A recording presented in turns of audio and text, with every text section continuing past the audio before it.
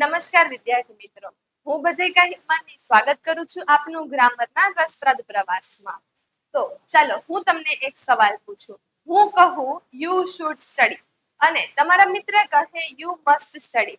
તો આમ તો આ બંને વાક્યો જે છે એ સરખા જ છે, બંનેનો અર્થ તો સરખો જ થાય છે, પણ બંને વાક્યોના વચ્ચે એક ફેર છે. તો શું એ ફેર એ આજે આપણે આજના લેક્ચરમાં શીખીશું. આજનો આપણો વિષય રહેશે ફંક્શન્સ. હવે જ્યારે વાત કરીએ ઇંગ્લિશ ભાષાની, તો જ્યારે ફક્ત આપણે કોઈ સેન્ટેન્સ બોલતા હોઈએ ત્યારે આપણે ફક્ત સેન્ટેન્સ જ નથી બોલતા. ઇંગ્લિશ લેંગ્વેજમાં આપણે કોઈ ફક્ત સેન્ટેન્સ જ નથી બોલતા, પરંતુ સેન્ટેન્સમાં આપણે આપણો મિજાજ, લાગણી વ્યક્ત કરતા હોઈએ છીએ. તો જેમ કે એડવાઇસ, ઓબ્લિગેશન્સ, નેસેસિટી, રૂલ્સ વગેરે એવી બધી આપણે ઇમોશન્સ સેન્ટેન્સમાં વ્યક્ત કરતા હોઈએ છીએ.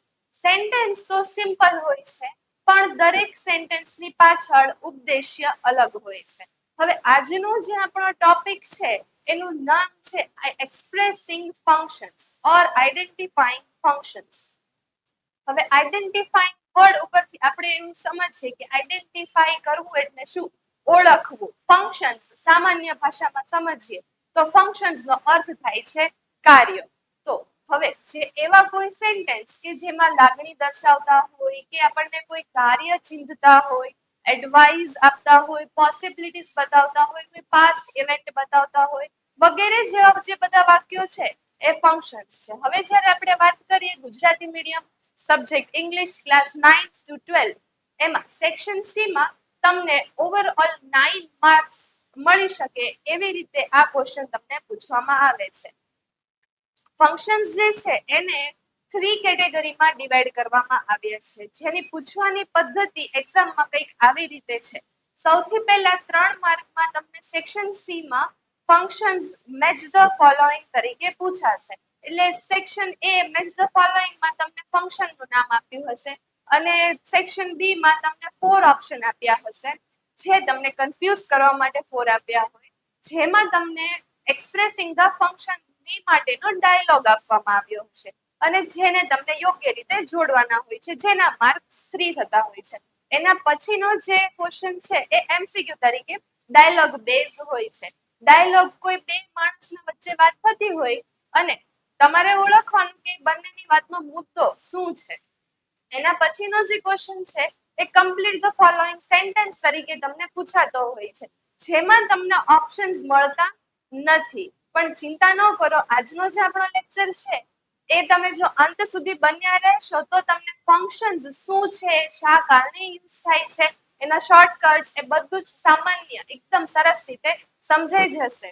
તો મારો એવો અનુરોધ છે કે તમે લેક્ચરને સ્કીપ ન કરતા, જેથી તમારાથી કોઈ શોર્ટકટ કે કોઈ ઇમ્પોર્ટન્ટ ટ્રીક મિસ ન થઈ જાય. આવા ને આવા ઇન્ફોર્મેટિવ વિડીયોઝ મેળવવા માટે અમારી યુટ્યુબ ચેનલને સબસ્ક્રાઇબ કરવાનું ન ભૂલતા. તો ચાલો વિદ્યાર્થી મિત્રો, શરૂ કરીએ આપણે આજનો લેક્ચર. જો સૌથી પહેલા તો આપણે જ્યારે ફંક્શન્સની વાત કરીએ છીએ તો ફર્સ્ટ ફંક્શન આપણે જોઈએ એ થશે ડિસ્ક્રાઇબિંગ ધ પાસ્ટ ઇવેન્ટ. ભૂતકાળની ઘટના દર્શાવવું. Describing the past event. Past event એટલે શું? એવી કોઈ ઘટના કે જે ભૂતકાળમાં થઈ ગઈ હોય એને વર્ણન કરતો કોઈ ફંક્શન, તો જે છે ડિસ્ક્રાઇબિંગ ધ પાસ્ટ ઇવેન્ટ. જેની વ્યાખ્યા કઈ કેવી છે? ભૂતકાળમાં થઈ ગયેલી ઘટના. ભૂતકાળમાં થઈ ગયેલી ઘટના કે પછી ક્રિયા દર્શાવવા માટે આ ફંક્શનનો યુઝ થાય છે.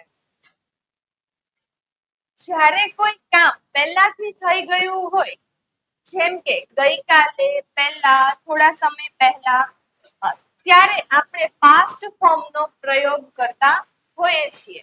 હવે સેન્ટેન્સમાં વર્બ સામાન્ય રીતે સેકન્ડ ફોર્મમાં એટલે કે V2 ના ફોર્મમાં આપ્યું હોય છે. હવે વર્બ V2 ના ફોર્મમાં એટલે ઓલવેઝ પાસ્ટ ટેન્સ નું ફોર્મ હશે સેકન્ડ વર્બનું, જેના વર્ડ્સના એન્ડિંગમાં ઈડી સામાન્ય રીતે લાગતું હોય છે, but not always necessary.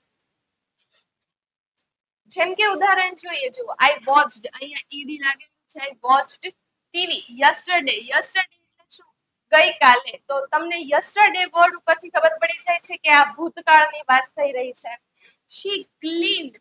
Cleaned E V2 form clean નો એટલે તમને ખ્યાલ પડી જશે કે આપણે પાછી ભૂતકાળની વાત કર્યા છીએ. હવે જો જે ભૂતકાળનું સેન્ટેન્સ હશે એટલે ડિસ્ક્રાઇબિંગ ધ ફંક્શન, જ્યારે પાસ્ટ ટેન્સ ની વાત કરતા હશું ત્યારે આપણે સેન્ટેન્સમાં યસ્ટરડે હશે, પછી લાસ્ટ, અગો જેવા શબ્દ પાસ્ટ ઇવેન્ટ બતાવવા માટે યુઝ થતા હોય તો આપણે સમજવાનું કે એ પાસ્ટ નું સેન્ટેન્સ છે.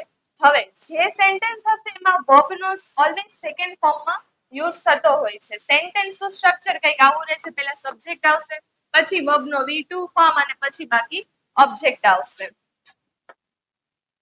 હવે આગળ વધતા જોઈએ બીજો ફંક્શન, જેમાં કમ્પેરિંગ થિંગ્સ એટલે કમ્પેરિઝન કરવું એટલે શું? તુલના કરવી, બે વસ્તુના વચ્ચે સરખામણી કરવી. સામાન્ય રીતે આપણે ઘણા બધા આખા દિવસમાં ઘણી વખત કોઈને કોઈ વસ્તુની સરખામણી કરતા હોઈએ છીએ. ઓકે, તો આ જે ફંક્શન છે એમાં આપણે સરખામણી કરતા શીખવાના છીએ. બે કે વધુ વસ્તુઓ, વ્યક્તિઓ અથવા સ્થળોની તુલના બતાવવા માટે આ ફંક્શનનો ઉપયોગ થાય છે. બે કે વધુ વસ્તુ, વ્યક્તિ કે સ્થળ એની તુલના કરવા માટે આપણે આ ફંક્શનનો યુઝ કરતા હોઈએ છીએ. જ્યારે આપણે કહીએ કે એક વસ્તુ બીજા કરતા સારી, મોટી કે નાની છે ત્યારે કમ્પેરિઝન કરીએ છીએ. જ્યારે આપણે કહેતા હોય કે કોઈ વસ્તુ સારી છે, કોઈ ખરાબ છે, કે આ મને નથી બરાબર સારું લાગતું, એવી બધી વસ્તુ માટે આપણે કમ્પેરેટિવ જે ડિગ્રી છે, કમ્પેરેટિવ ફંક્શન છે એનો યુઝ કરતા હોઈએ છીએ. હવે જ્યારે સેન્ટેન્સમાં ફોર્મેશન જોઈએ તો જે વર્બ નો ફોર્મ હશે એમાં પાછળ ER લાગતું હશે, એની સાથે સાથે સેન્ટેન્સમાં મોર, ધેન જેવા શબ્દનો યુઝ કરવામાં આવ્યો હશે. જેમ કે ઉદાહરણ તરીકે રામ ઇઝ ટોલર ધેન શ્યામ. જો અહીંયા ER છે, અહીંયા આ એક વ્યક્તિ, આ બીજું વ્યક્તિ, બંનેના વચ્ચે ડાયરેક્ટ કમ્પેરિઝન કરવામાં આવે છે એટલે, અને પ્લસ અહીંયા શબ્દ ધેન પણ છે. તો આટલી વસ્તુના આધારે તમને ખબર પડી જશે કે આપણે કમ્પેરિઝન વાળા ફંક્શનની વાત કરીએ છીએ. ધીસ બુક ઇઝ, અહીંયા આપણે મોર નો યુઝ કર્યો છે અને પાછું અહીંયા ધેન આવ્યું છે. તો કેટલું સરળ છે કમ્પેરિઝન વાળું ફંક્શન આઈડેન્ટિફાઈ કરવું. હવે કમ્પેરેટિવ ફંક્શન માટે શોર્ટકટની વાત કરીએ તો જે વર્બ હશે એના પાછળ ER આવ્યો હશે, સેન્ટેન્સમાં than or more no use કરવામાં આવ્યો હશે, પ્લસ પાછું ધેન હશે અને ઈ આપણને કમ્પેરિઝન શો કરશે. જે સેન્ટેન્સ નું સ્ટ્રક્ચર છે એમાં સૌથી પહેલા આવશે સબ્જેક્ટ, પછી આવશે કમ્પેરેટિવ વર્ડ અને પછી આવશે then plus object. Next function જો આપણે જોઈએ તો એ આપણને ઇમોશન, આપણા ભાવ દર્શાવવા માટે નો એક્સપ્રેશન છે. હવે ભાવ જેમ કે આપણી લાગણીઓ છે, ક્યારેક આપણે ગુસ્સો હોઈએ, ક્યારેક ખુશ હોઈએ, ક્યારેક દુખી હોય, ક્યારેક નિરાશ હોઈએ, તો એ બધી જે આપણી લાગણીઓ છે એને વ્યક્ત કરવા માટે જે ફંક્શન નો યુઝ થાય છે એ છે એક્સપ્રેસિંગ ઇમોશન, એટલે કે ભાવ વ્યક્ત કરતો ફંક્શન. આપણી ખુશી, દુઃખ, ગુસ્સો, આશ્ચર્ય જેવી લાગણીઓ વ્યક્ત કરવા માટે આપણે આ ફંક્શનનો ઉપયોગ કરતા હોઈએ છીએ. હવે જ્યારે તમને એક્સપ્રેસિંગ ઇમોશન વાળું સેન્ટેન્સ આપ્યું હશે ત્યારે એવું બની શકે કે સેન્ટેન્સમાં ઉદ્ગાર ચિહ્ન હોય, એટલે એક્સક્લેમેશન માર્ક હોઈ શકે સેન્ટેન્સમાં. જ્યારે આપણે અંદરના ભાવ વ્યક્ત કરીએ છીએ ત્યારે આવા વાક્યો વપરાય છે. જ્યારે આપણે આપણા ભાવ વ્યક્ત કરતા હોઈએ ત્યારે આપણે આ ફંક્શનનો યુઝ કરીએ છીએ.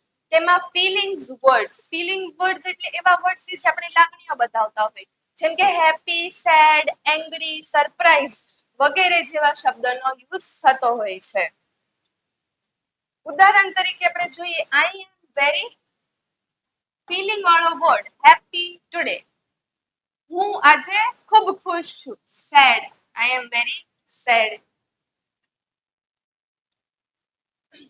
ફિલિંગ વર્ડ્સ જે સેન્ટેન્સમાં યુઝ થતા હોય એ હંમેશા એક્સપ્રેસિંગ ઇમોશન વાળું સેન્ટેન્સ હશે, જેમાં subject plus is MR plus feeling verb હશે. હવે એક્સપ્રેસિંગ પોસિબિલિટી, પોસિબિલિટી એટલે શું? સંભાવના દર્શાવતું એવું વાક્ય. કોઈ કામ થવાની શક્યતા બતાવવા માટે આ ફંક્શનનો ઉપયોગ થાય છે.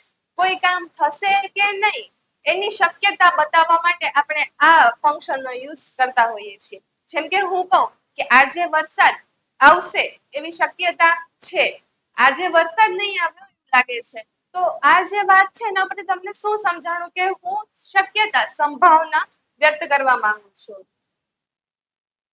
જ્યારે કંઈક થઈ શકે છે કે નહીં તે બતાવવું હોય ત્યારે આ ફંક્શન વપરાય છે.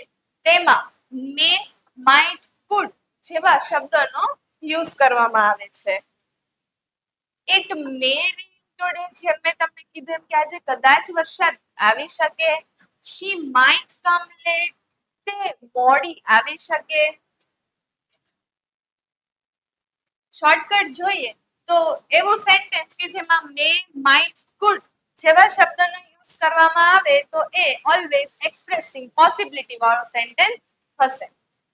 ફોર્મ્યુલા જોઈએ સબ્જેક્ટ પ્લસ મે, માઇટ, કુડ પ્લસ કુડ ઓર V1.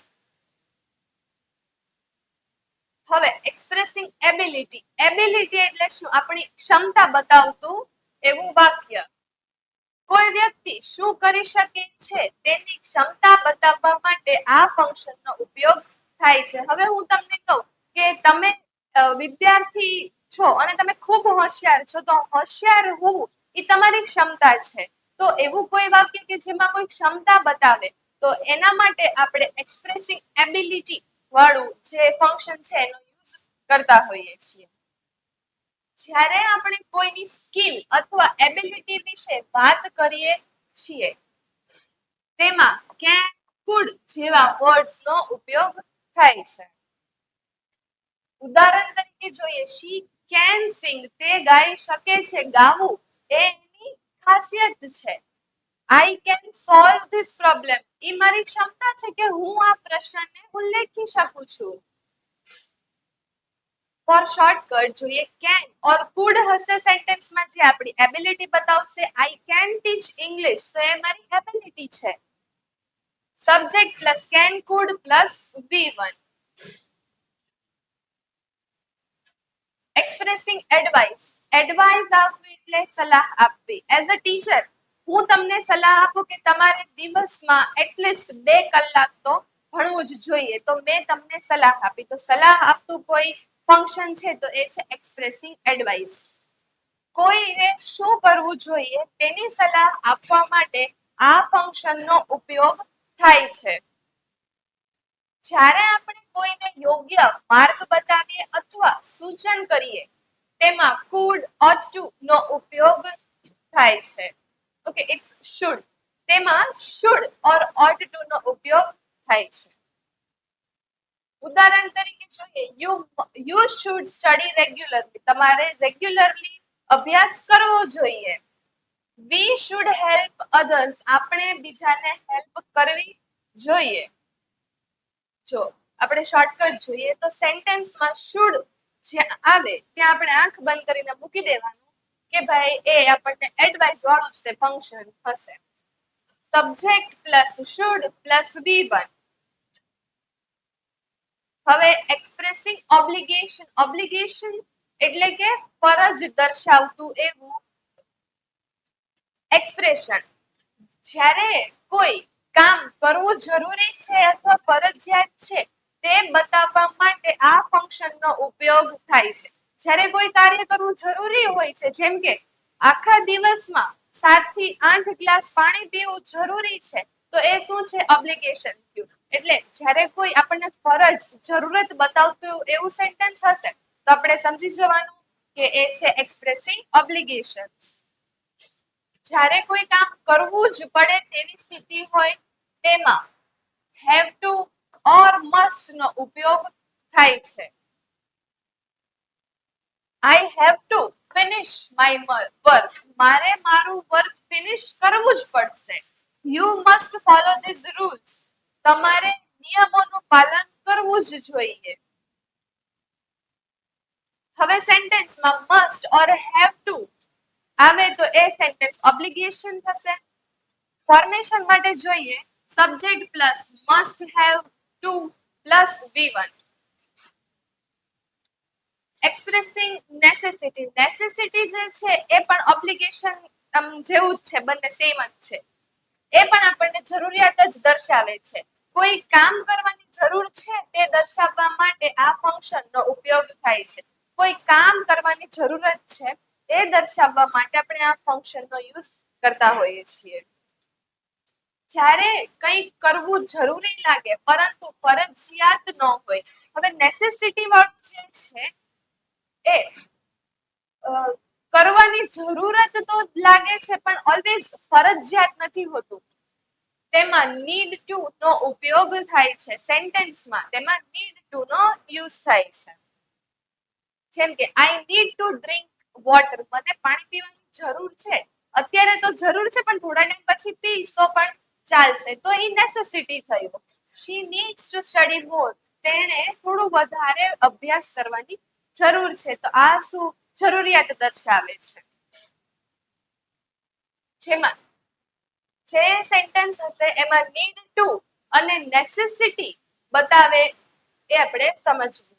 હવે ફોર્મ્યુલા માટે જોઈએ subject plus need to plus V1. Sequence. Sequence એટલે શું? ક્રમ દર્શાવવું.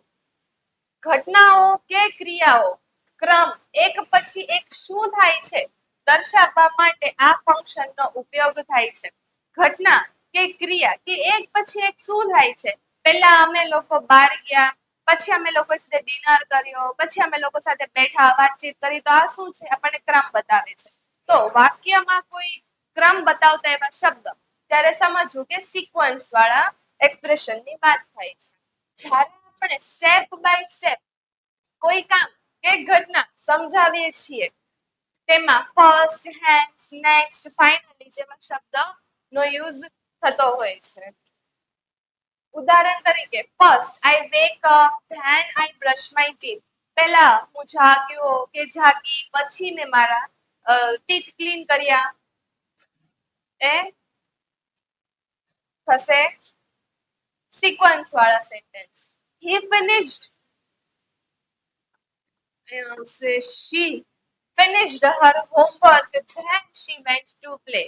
તેણીએ પહેલા પોતાનું હોમવર્ક કમ્પ્લીટ કર્યું ને પછી તે રમવા ગઈ. શોર્ટકટ માટે જોઈએ ફર્સ્ટ, ધેન, નેક્સ્ટ, ફાઇનલી જેવા વર્ડ્સનો યુઝ થતો હશે. જે સિક્વન્સ વર્ડ્સ પ્લસ સેન્ટેન્સ આવશે. એમાં કંઈ ખાસ યાદ રાખવા જેવું નથી. હવે એક્સપ્રેસિંગ મેનર એટલે રીત દર્શાવતું એવું એક્સપ્રેશન. કોઈ કામ કેવી રીતે થાય તે દર્શાવવા માટે આ ફંક્શનનો ઉપયોગ થાય છે. કે કોઈ કામ છે કેવી રીતે થવું જોઈએ એ દર્શાવવા માટે આ ફંક્શન આપણે યુઝ કરીએ છીએ. જ્યારે આપણે ક્રિયા કેવી રીતે થાય છે તે બતાવીએ છીએ, આ ફંક્શનમાં ક્રિયા જે છે એ કેવી રીતે થાય છે એ બતાવતા હોઈએ છીએ. તેમાં એડવર્બ્સ જેમ કે સ્લોલી, ક્વિકલી, કેરફુલી નો ઉપયોગ થતો હોય છે. એડવર્બ્સ એટલે એવા વર્ડ્સ કે જે વર્બને મોડિફાય કરે. એટલે એડવર્બ્સ એટલે એવા વર્ડ્સ કે જે વર્બ વિશે આપણને વધુ માહિતી આપે. ઓકે, જેમ કે તે ચાલે છે પણ કેવી રીતે ચાલે છે? ધીમે ધીમે ચાલે છે. તો અહીંયા ધીમે ધીમે જે છે એ આપણો એડવર્બ થયો. જુઓ અહીંયા થયું સ્લો, ક્વિક, સ્લો પણ સ્લોલી જે છે એ એડવર્બ થશે. ઉદાહરણ તરીકે જોઈએ he runs fast, she speaks softly. જે સેન્ટેન્સમાં વર્બ પ્લસ ly વર્ડ થશે તે આપણને મેનર દર્શાવતું એવું એક્સપ્રેશન થશે. જેનું formation subject plus verb plus adverb થશે. આશા કરું છું તમારો ટોપિક ક્લિયર થયો હશે. તમને કોઈ ડાઉટ હોય તો let me no in comment section. અને આવા ને આવા વિડીયોઝ મેળવવા માટે અમારી યુટ્યુબ ચેનલને સબસ્ક્રાઇબ કરવાનું ભૂલતા નહીં. હવે અપકમિંગ લેક્ચરમાં જે આજે આપણે ભણ્યા એના વિશે આપણે એક્સરસાઇઝ પણ કરવાના છીએ. તો અમારો નેક્સ્ટ વિડીયો જોવાનું ભૂલતા નહીં. Thank you.